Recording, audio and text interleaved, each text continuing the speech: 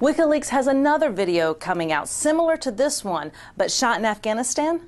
Yes, we have a number of additional videos, including one about Afghanistan that we are working on, analysing and assessing it, and we hope to send someone to Afghanistan as well, like we did with this video that was about Baghdad, because getting that backstory is really important. So this is your assessment, that this is modern warfare going on? This is the first glimpse we've had of what modern warfare is really like. I mean, at each stage in our history, modern has meant something different, but the warfare of the type that's been happening in the past 5 years, this advanced high-tech warfare with very powerful zoom lenses, with powerful targeting systems that make it more like a video game.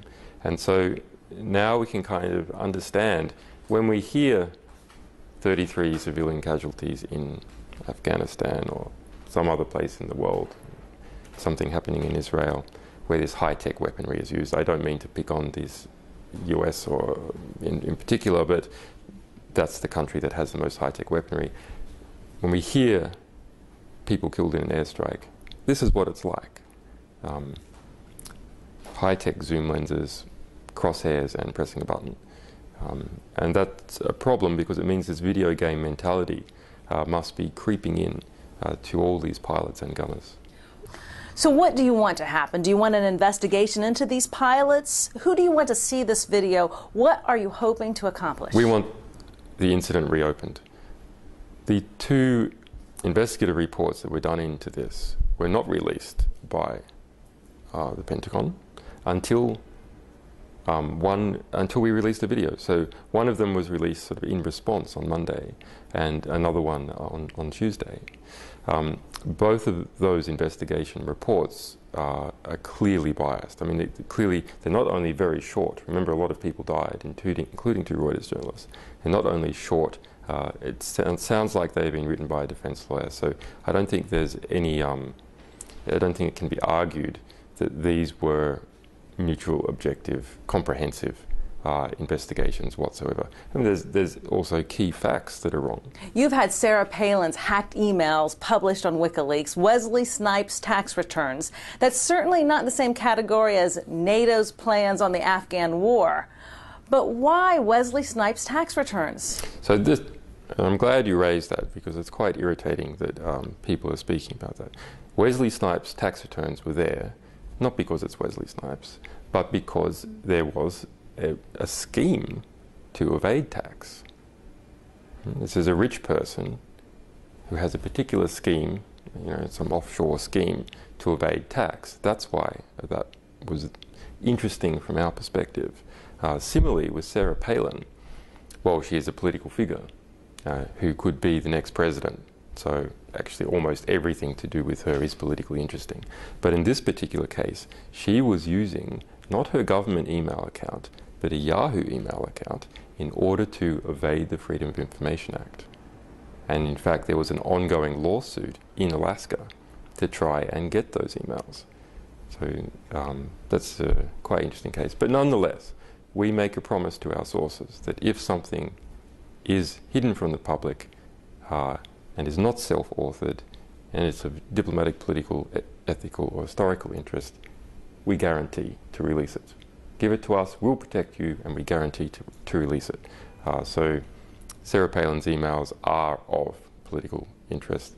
The evasion from the Freedom of Information Act is of ethical interest. And anything involving the US election at that level is also of historical interest. So we release it. So you are an Australian award-winning journalist. You're a co-founder of WikiLeaks, and you're sitting on a 9-member board. Who else is part of WikiLeaks?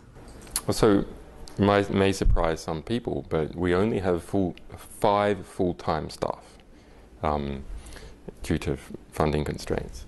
But we do have 800 part-timers. So 800 people. Who are they? They're from all over the world. They're former Transparency Head International people, they are journalists, they are corruption investigators, they are former intelligence. Did they contact you? Did you come together through paths crossing? They're people who have volunteered. I mean, we have many lawyers. If you go to WikiLeaks, you will see at the moment we are in a fundraising volunteer drive And so if you have good technical abilities, you can volunteer and help run some of our infrastructure. I saw the list on your website, and a lot of mainstream media are donating to your site. Well, they haven't donated any money, Okay. but they do donate lawyers for our legal cases. And that's a very important contribution they have made. So that's 11 major US mainstream media organizations and the Society of Professional Journalists and other journalists' unions in the United States, and ACLU and EFF and these other sort of civil rights groups have contributed to our legal cases. And that has been very valuable and important that they have done that. So I think the mainstream press here, the sort of quality aspect of the mainstream press, sees us as the free press vanguard. So the more we can publish, the more they can publish. If wikileaks.org is taken down today, maybe nytimes.com will be taken down tomorrow. So we are both sort of the vanguard, the advance guard of press freedoms in the world, but we are also the canary in the coal mine.